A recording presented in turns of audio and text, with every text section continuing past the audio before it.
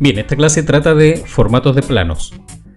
Los formatos de planos están determinados según la norma DIN, una norma del Instituto de Normalización Alemán. Luego la norma ISO, ¿verdad?, replicó estas normas y también nuestra norma aquí en Chile, que es la norma chilena.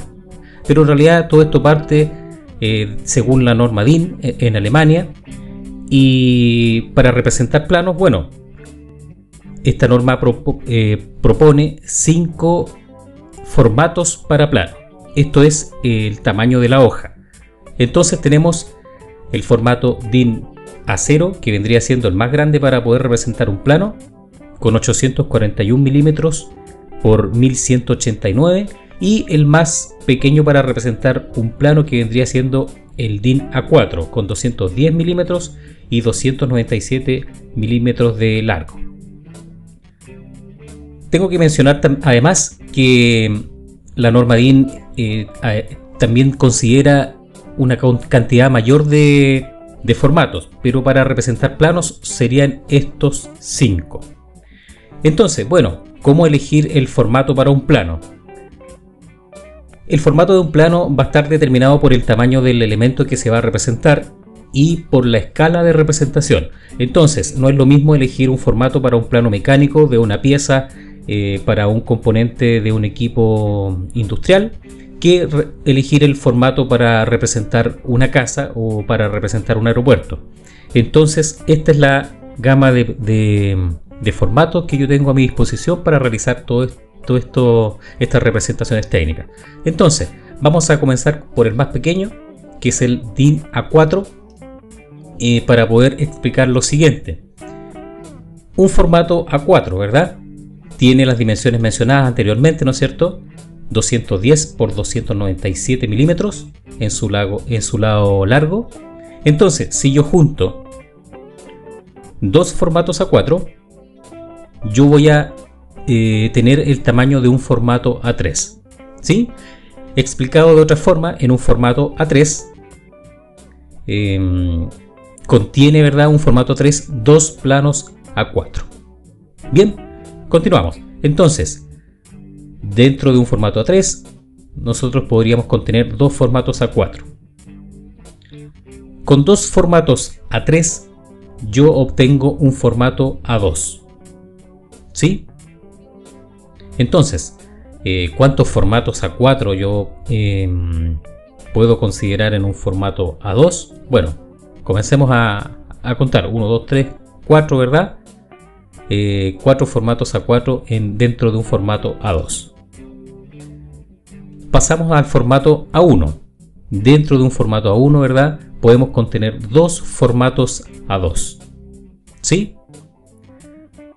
Continuamos.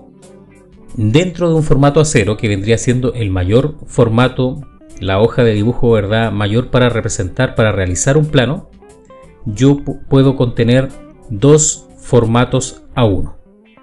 Bien, entonces, un gran formato A0, ¿verdad?, contiene dos formatos A1, tal como se explica aquí. Dentro de un formato A1, yo contengo dos formatos A2. Dos formatos A2. Dentro de un formato A2, yo contengo dos formatos A3. Es lo que tenemos aquí a la derecha. Y dentro de un formato A3 yo contengo dos formatos A4. La figura que yo estoy mostrando en este momento considera formato A5, A6, pero eso es para otro tipo de actividad, no así para la realización de planos, que son estos 5. Bien, entonces el formato viene siendo la hoja, ¿sí? El único formato que se puede trabajar de forma vertical y horizontal es el A4. La forma horizontal también se conoce como forma o posición apaisada. Entonces tengo el A4 que trabaja de forma vertical y de forma apaisada, de forma horizontal, ¿no es cierto? Y lo que yo tengo que cambiar es el lugar donde están todas las indicaciones, ¿verdad? El cajetín, viñeta o rótulo, que es todo la descripción del plano, la revisión, etcétera, etcétera. Los demás planos, el A3, el A2, el A1 y el A0, trabajan de forma horizontal.